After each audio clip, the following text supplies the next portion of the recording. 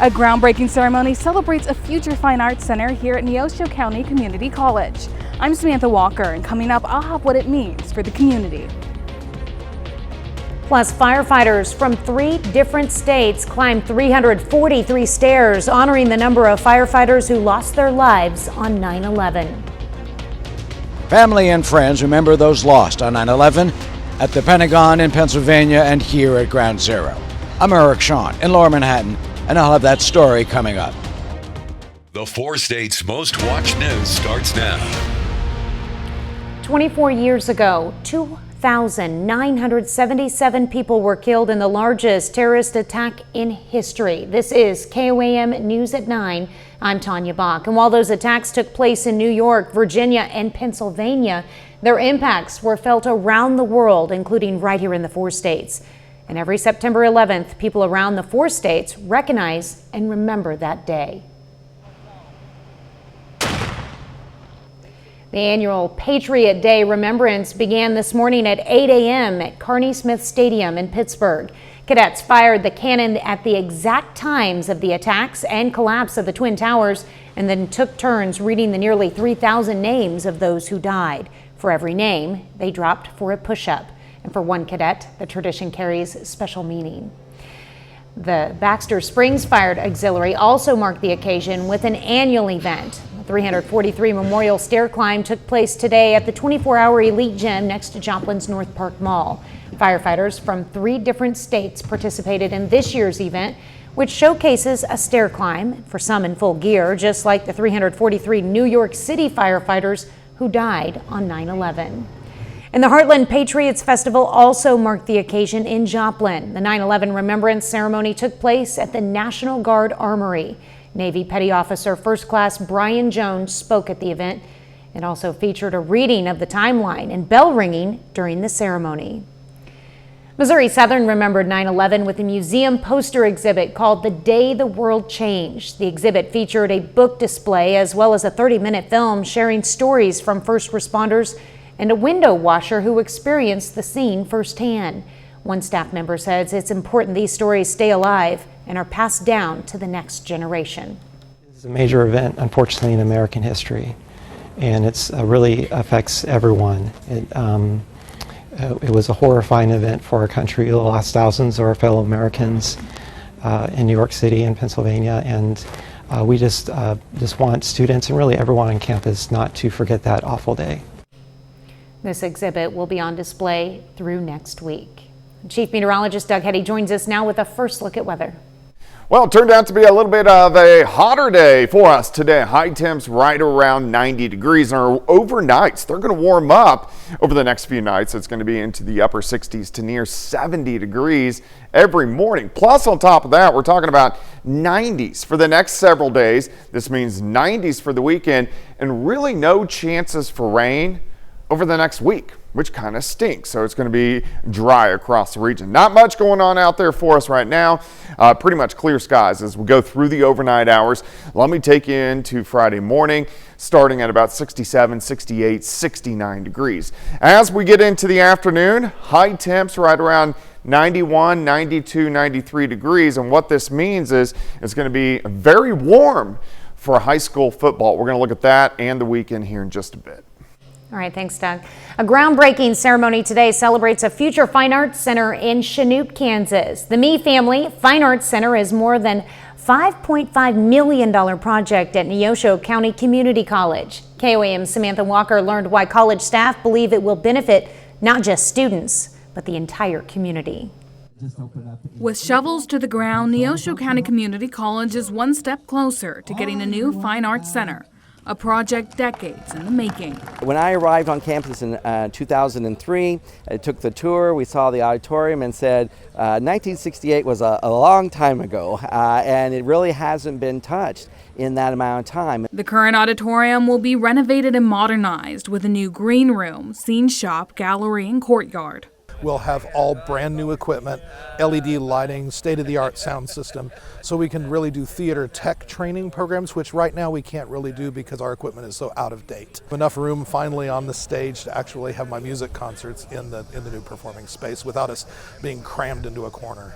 a benefit to not only campus, but the community as a whole. And now we'll have a wonderful flagship area of the college for those meetings to be a great representation of the college, but also of Neosho County as a whole. The lead donation for the Fine Arts Center comes from the family of Miriam Mee, a former instructor and board member at the college. They were such wonderful parents. We want to honor them and their memory and their great contribution to Chanute and the surrounding area.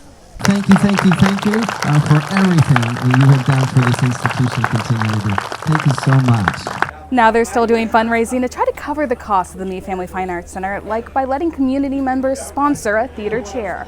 And you can see from our donor list how many people really care about this and want to make it a reality. So that has been really refreshing to us to see so many people that we see that this is something they know they've been needed for a long time and they want to be part of it. Reporting in Chanute, Samantha Walker, KOAM News.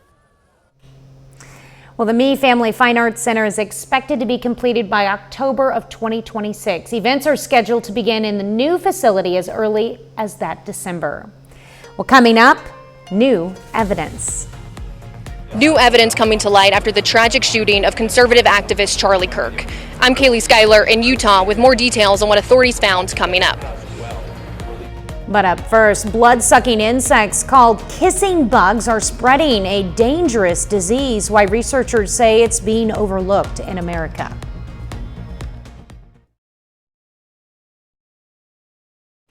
Mercy Pittsburgh is celebrating its first anniversary since becoming part of the Mercy Health System. Administrators say the past year has brought major improvements, including facility updates, new roofing, and fresh renovations. One of the biggest changes is the launch of Epic, a new electronic medical record system. The program links patients to the entire Mercy network, making it easier to schedule appointments, refill prescriptions, and communicate with providers through the My Mercy app. I've been blessed to become the administrator here, and this is just the beginning for us. We've been with Mercy for a year, but our plan is to continue to grow to better serve this community. We want to be able to add additional primary care providers. We want to add additional OB providers. We're talking about additional cardiology. Mercy Pittsburgh says the milestone marks just the beginning, with plans to add more specialists and ensure patients can get high-quality care close to home. Researchers want the kissing bug disease recognized as an endemic in the U.S. The bugs are found in 32 states and can cause heart problems years after infection. Fox's Gernal Scott reports on what you need to know. Some of the nation's researchers warn a potentially deadly disease spread by infected insects known as kissing bugs is expanding across the U.S. And now those experts want what they're calling Chagas disease to be recognized as an endemic in America. Chagas disease is a parasitic infection. This can cause a pretty devastating heart disease when the parasite enters the heart tissue and alters the ability of the heart to function. According to Dr. Sarah Hamer, kissing bugs that are infected with this disease-causing parasite can transmit it through their fecal matter when they feed on human blood. They're required to take blood meals in order to survive, and then it defecates. And in the fecal material, that's where the infectious stage of the parasite is. And then the parasite can gain entry. While their name sounds friendly, kissing bugs get their nickname because they often feed on people at night, typically biting them on their face. While that host is sleeping, and they might feed up where they're, breathing, and the bugs are drawn into carbon dioxide. Pet owners should also beware. It's not only humans that can get infected, dogs can too if they eat the bug. And unfortunately, some dogs get infected and will die suddenly. According to a CDC report from 2024, an estimated 280,000 people in the U.S. have the disease, often without knowing it. The disease is not only spreading overseas, but domestically too. American researchers say the disease is usually overlooked here, pointing to a lack of awareness. Gernal Scott, Fox News.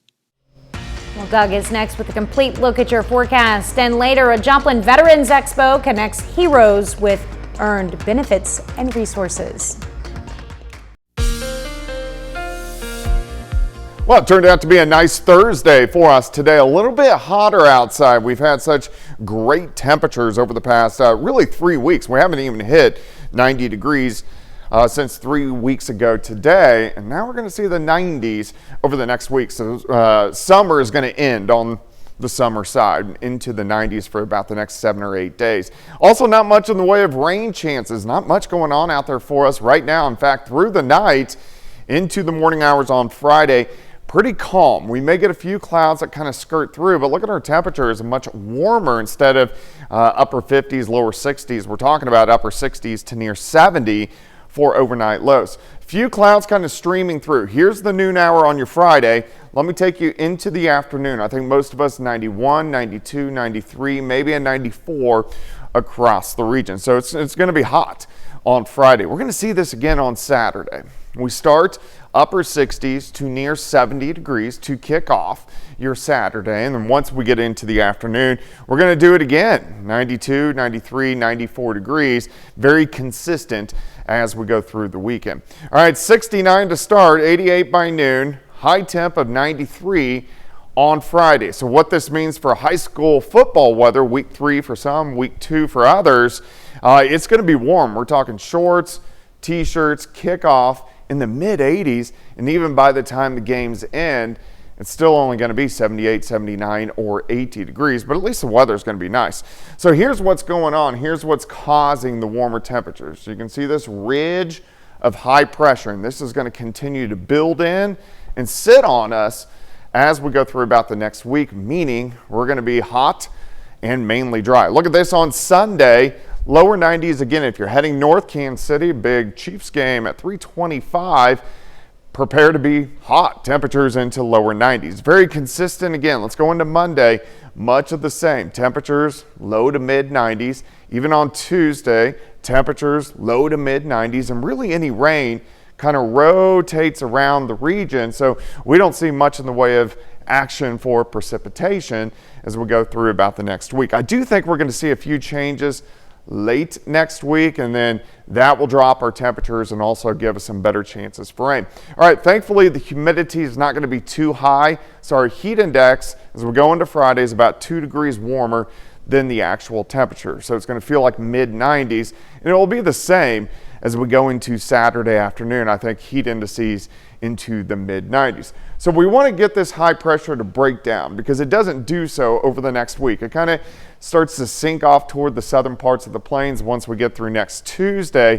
But I think it's going to be Thursday and Friday we start to get a system in here, and what that should do is drop in a cold front, bring our temperatures back down to where they should be, or maybe even below normal by the time we head into next weekend. But for the next week, we're going to have to deal with the heat. 93 on Friday, 94 Saturday, 92 on Sunday. We hold into lower 90s as we go all the way through next week. A lot of heat in that forecast. Well, local Veterans Expo in Joplin connects former service members with benefits and resources they've earned. The event brings together agencies offering VA benefits, ID card services, and programs veterans may not know are available. Suicide prevention is a key focus, with groups providing outreach to those struggling. Veterans say having all services in one place eliminates long drives for help.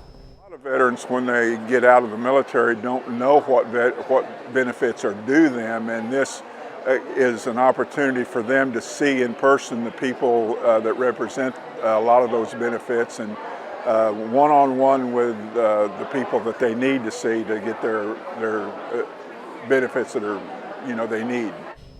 Resources at the expo included housing, employment, discounts, and more. Well, coming up next, dating and money. Should you bring up money on a first date? A financial expert says yes. I'm CB Cotton here in New York. I've got those details coming up.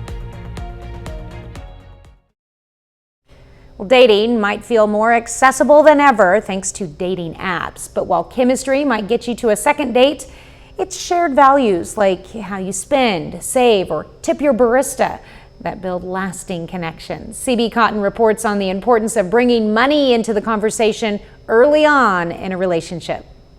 Chemistry can help drive a romantic relationship, but long-lasting connections are built on compatibility, and that includes money matters. 50% of the Gen Zs and millennials that were surveyed said that they actually find it attractive when their partner is willing to talk about what their income is and open up that conversation. And by contrast, only 23% of boomers agreed with that sentiment. Younger Americans are changing expectations on a first date. Unlike 45% of Gen Xers and 42% of baby boomers who think the man should foot the bill, many Gen Zers are open to handling it differently, with nearly a quarter opting to split the check and 28% saying whoever plans the date should pay, according to a recent survey on behalf of Chime Banking. 74% of all daters right now are saying that rising costs are really impacting their dating life and how they choose to date. And what's crazy about that number is 31% of daters say they've canceled dates because of the cost of dating. These shifts indicate traditional financial expectations may be losing ground. Financial expert Jason Tardik says while money is one of the most difficult topics to bring up, starting with lighter questions can reveal a lot about your potential partner. One way to do it, you're on a first date, just bring up like, hey, if you were given $1 million today, you got to spend every single dollar in 24 hours. Where are you going to spend it and why? And just through their answer, you're going to learn so much about their creativity, their curiosities, how they prioritize spending. Still, money is a major source of dating anxiety. Tardik reminds us that we all have different relationships with finances. With our partners, we have to be more understanding of that and more curious as opposed to instantly judgmental. Because when we're judgmental, it puts up the walls. The survey also shows flaunting wealth, overspending, or being too frugal are instant turnoffs to singles. In New York, CB Cotton, Fox News. Well, across the country, cities are looking for smarter ways to tackle food waste to help save the planet. In New York City, millions of pounds of food scraps are turned into so-called black gold. This Staten Island facility takes in more than 100 tons of organic material a day. Instead of sending scraps to landfills where they release methane, a potent greenhouse gas, the waste is transformed into a dark, nutrient-rich compost. It's a circular economy story. We're making this awesome compost that we can use throughout the city. It improves soil health. It helps with stormwater management. It makes our green spaces lush and healthy. City leaders say they've sold millions of pounds of black gold to landscapers and donated the rest to residents, schools, and community gardens. Well, coming up next, empty classrooms, full hearts. Ozark Christian College sends 500 volunteers into Joplin for Community Service Day. Ozark Christian College students and faculty traded classrooms for the community today. Each year, the college cancels class on 9/11 for its annual Serve Our City event. Students put down their laptops and picked up paintbrushes and yard tools, spreading out across more than 40 locations throughout Joplin and surrounding communities. Our mission is to train men and women for Christian service. Our motto is to serve and not to be served. And so this is an embodiment of that and an opportunity to live that out in a practical way. More than 500 students and staff took part, making this the biggest Serve Our City Day since it began 3 years ago. 30 more minutes of news, weather, and sports coming your way. From the Pentagon to Ground Zero, America marks 24 years since the 9/11 attacks. And the gunman who killed Charlie Kirk remains at large. And now the FBI is offering a $1,000 reward for information. You're watching the 4 States Most Watched News. This is KOAM News at 9 on Fox 14. I'm Tanya Bach. 24 years have passed since the September 11th terrorist attacks. For those who lived through the horrific day, the tragedy and hope live on. Now others who didn't experience it are learning about the courage and resilience through ceremonies, remembering those who lost their lives. Fox News senior correspondent Eric Shawn shows us how Americans are remembering 9/11. At the Pentagon, President Trump marked almost a quarter of a century since the September 11th terrorist attacks. That day we learned that the American heroic spirit was all around us. We saw it in the police officers, the great firefighters. In Pennsylvania, where United Flight 93 went down in a field, a special gate to the crash site is only opened for a short time on this day to remember those on board that fateful flight. stories passed down taught us that you are brave, brilliant, and an endlessly devoted family man. At Ground Zero, it was a time of honor and remembrance. 2,977 people were killed when two hijacked passenger jets struck the World Trade Center towers. The victims' names read out loud, some families still coming to grips with the loss. After 24 years, I finally feel emotionally and mentally ready to handle it. He was in the South Tower on a high floor, and he just never returned home. Stephen Siller's family started a nonprofit in his memory, the Tunnel to Towers Foundation. Siller was a Brooklyn firefighter who was off duty that day, but he put on his gear and ran through the Brooklyn Battery Tunnel to help his squad at the World Trade Center. You'd want to be there fighting the fire and fighting this battle with the people you trained with, and while saving others, gave up his life. We want to make sure that goodness always triumphs over evil. It does every time. Tonight, the tribute in light beams will illuminate the New York City skyline, evoking the lost towers and the threat that still exists. In Lower Manhattan, I'm Eric Shawn, Fox News. A remembrance ceremony was also held today at the Flight 93 National Memorial in Pennsylvania, marking 24 years since the September 11th attacks. The names of the 40 passengers and crew were read aloud and a wreath laid in their honor. Those on board Flight 93 thwarted the hijackers' plans, which are believed to have been an attack on the U.S. Capitol. Well, one day after the fatal shooting of conservative activist Charlie Kirk, police are scouring both the college campus where he died and the surrounding town for evidence and answers. Kaylee Schuyler has the latest from Orem, Utah. The gunman who fatally shot Charlie Kirk is still on the run, but authorities have gathered more evidence and released new details about the suspect. Investigators out early Thursday morning combing through the rooftop where they say a sniper fired the shot that killed the conservative activist. Now they're asking for the public's help to find this man, a person of interest dressed in dark clothing, a hat, and sunglasses. And they say they recovered a high-powered bolt-action rifle they think was used by the shooter located in the woods near the college campus. FBI laboratory will be analyzing this weapon. Authorities reportedly found messages on the weapon and ammunition, though their meaning remains unclear. We find ourselves today hunting a murderer who chose to violate our rights, the rights of an individual within this country. The FBI is offering a reward of up to $100,000 for anyone with information that leads to the identification and arrest of the gunman. The suspect blended in well with a college institution. The Turning Point USA CEO was a close friend and ally of President Trump, who announced he will award Kirk the Presidential Medal of Freedom posthumously. Charlie was a giant of his generation, a champion of liberty, and an inspiration to millions and millions of people. Vice President Vance will meet with Kirk's friends and families here in Utah, and then his casket will fly back to Phoenix aboard Air Force Two. In Orem, Utah, Kaylee Schuyler, Fox News. Well, Doug is next with a complete look at your forecast. And later, born after 9/11 but shaped by its impact, young adults in the 4 states discuss how they honor a day they never experienced.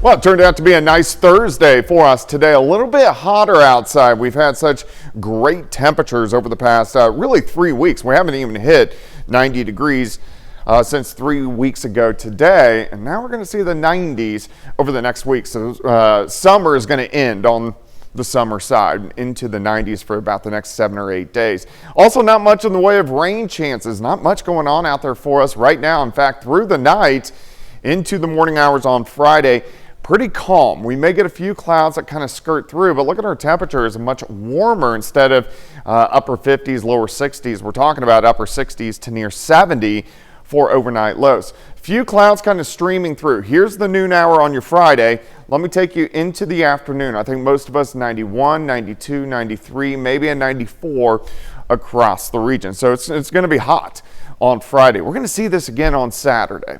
We start upper 60s to near 70 degrees to kick off your Saturday. And then once we get into the afternoon, we're going to do it again. 92, 93, 94 degrees. Very consistent as we go through the weekend. All right, 69 to start, 88 by noon, high temp of 93 on Friday. So what this means for high school football weather, week 3 for some, week 2 for others, it's going to be warm. We're talking shorts, t-shirts, kickoff in the mid 80s, and even by the time the games end, it's still only going to be 78, 79, or 80 degrees, but at least the weather is going to be nice.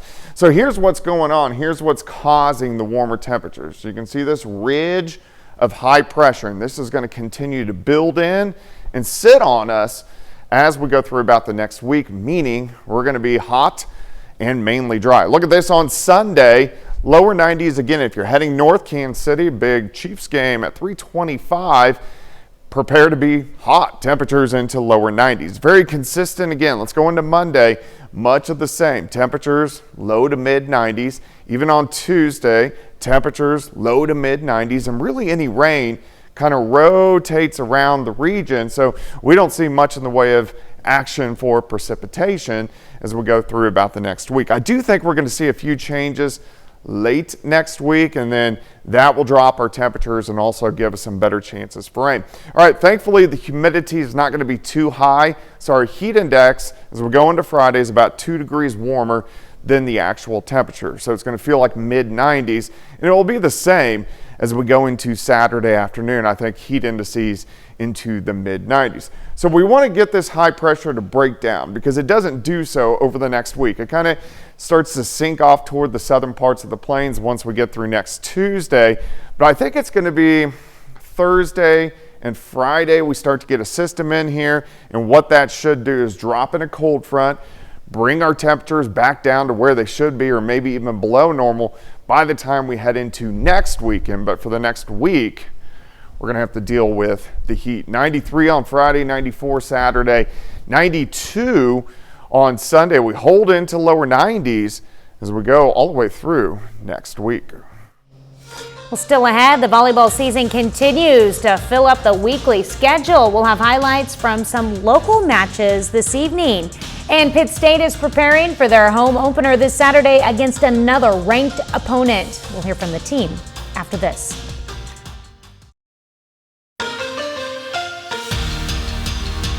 The gauntlet continues for Pitt State as they enter week 3 of the season. After battling top-ranked Ferris State on the road, along with top 20 Central Oklahoma on the road, the Gorillas take on number 3 Grand Valley State in their home opener on Saturday. After facing double-digit deficits early on in both matchups to start the year, Pitt State is focusing on starting fast. Head coach Tom Anthony says that it comes down to the players' mindsets entering games and is tweaking practices to have more of a game day feel.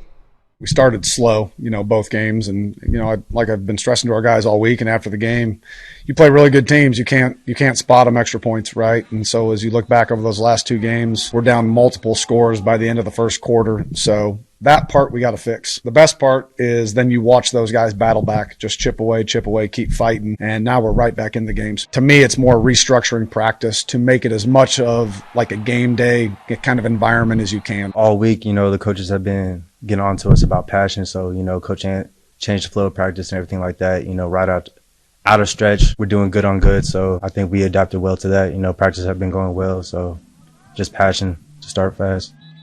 The Gorillas' offense took a step forward last week, totaling over 400 yards against the Broncos. But despite their success as a unit against Central Oklahoma, Pitt State believes they need to improve at finishing drives. And as they enter Saturday's matchup against the Lakers, the Gorillas are focused on executing at a higher level in the red zone.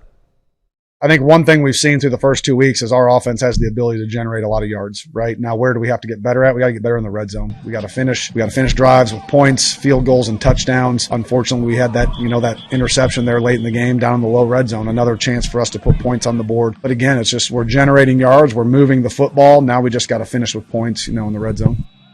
The Gorillas return to the jungle against the Lakers on Saturday. Kickoff at 4 p.m. from Carney Smith Stadium. Volleyball season is in full swing with conference games getting underway across the 4 states area with local teams locking horns on Thursday. Starting in Galena with the Bulldogs battling Southeast. Second set, Bulldogs with a lead and going on the attack, setting up their middle hitter, Westlyn Russell, who adds to that lead with this kill. But the Lancers aren't going away without a fight. Off the Galena serve, they're going to go to their outside hitter with Braylon Sutton, and she brings the power on this spike for the kill. Later in the set, Bulldogs going back to their girl in the middle. Russell once again. This time, she's going to find a hole in the defense with this touch for the kill. Galeno with set point, looking to take a 2-0 lead back on the attack, connecting with outside hitter Riley Mayer, who seals the deal with this spike as the Bulldogs cruise to a win in straight sets over Southeast. Frontenac at home welcoming in Independence. Later, the Raiders leading 2-0. Bulldogs set it up for Caitlin Spencer, but Hadley Goodwin is right there for the block, and the Raiders get the point, extending their lead to 13-5. Next point, 2 Bulldogs dive for it. They keep the play alive, and they get it to fall, securing the point for Independence, cutting into the deficit. Frontenac looking to respond later in the set. Ellie Bloom teeing it up for Reese Franklin, whose powerful spike won't be returned. Franklin gets the kill. Raiders lead grows to 15-7. Frontenac looking to close it out. Brooklyn Condon looking to thread the needle in the far corner with her return, but it's just out of bounds. But it's the Raiders picking up the win at home over Independence, 3-0. It's the Pitt State Classic from John Lance Arena with the Gorillas taking on Maryville. Pitt State down 24-18 in the first set. They need a rally, and Maddie LaPointe jumpstarts the comeback, leaping and slamming it home for the kill. PSU has some life. Next serve, Vix Velat at the net. Her spike finds the floor, and the Gorillas trail by just 4. And they aren't done there. Next point, Velat's attack is returned, but Anna Dean keeps it alive, helping set the table for LaPointe, who secures another kill and the point for Pitt State. Maryville's Mallory Snell in great position to clinch a set for the Saints, but her attack goes straight into the net. Just like that, PSU has tied it up. A little later, they have the advantage. Jessa Wallace sets it up for Cassidy Nixon, who gets the kill. Gorillas come from behind to steal set number 1, and the Gorillas go ape in this one, defeating Maryville in straight sets. That's it for sports. We're back with more after the break.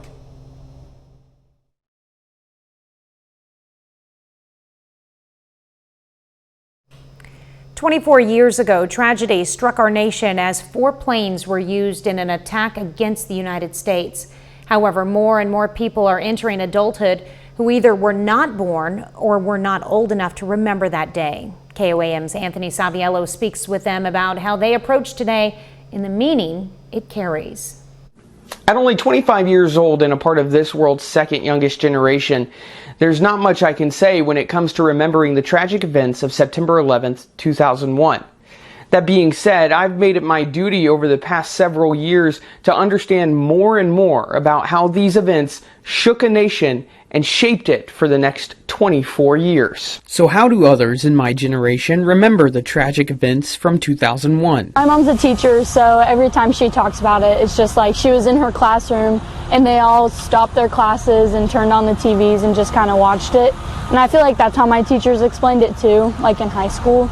But that's pretty much all that I feel like they've told me. I wasn't alive during that time. I was born during 2002. But that happening a year before I was born has still affected kind of my life, right? It's affected how the country has been shaped since then. It was such a disaster and like devastating thing that happened to our country, but also it brought people so much closer together and we were so united afterwards. But can the same still be said today?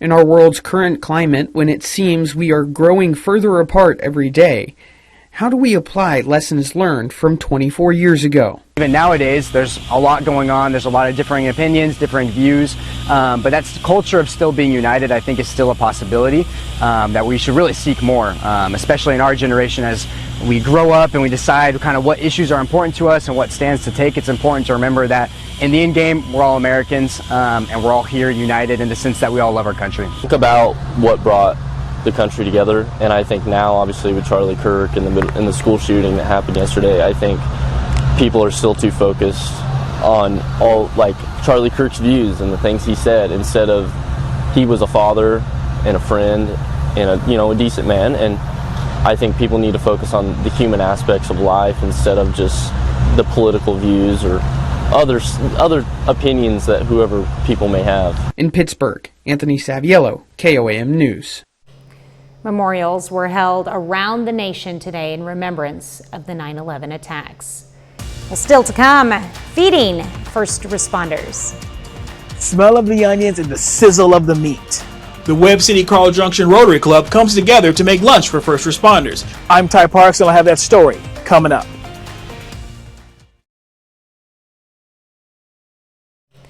On 9/11, hundreds of first responders risked their lives in the face of possible danger. And for a grateful nation, showing our appreciation can seem to fall short in comparison at times. But as KOAM's TV's Ty Parks reports from the Rotary Club in Webb City, it's the coming together of communities that makes the first responders grateful. Sizzle on the grill, buns in the rack, this is the way the club gives back. Service over self is the motto of Webb City Carl Junction Rotary Club, and today's service is extra special. This is our service project that we look forward to every year. It's a day where we can pause and we can remember the lives lost, and then make good from it in the sense that we're able to supply a yummy lunch to our local first responders as a way to say thank you for all you do for us day in and day out.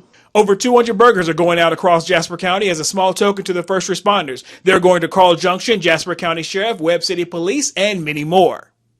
This is the 4th year the club has done the service project. Whether, that be a service project, an opportunity to volunteer, we do things in the community like this where we're providing lunch to those first responders. We do dictionary programs where we're putting things in front of 3rd graders that they're, really excited about. So any way that we can help share things within the community to help make it a better place. A service project with many hands. We also partner with our local school districts, and so we have 3rd graders that decorate the bags for us that we deliver the lunches.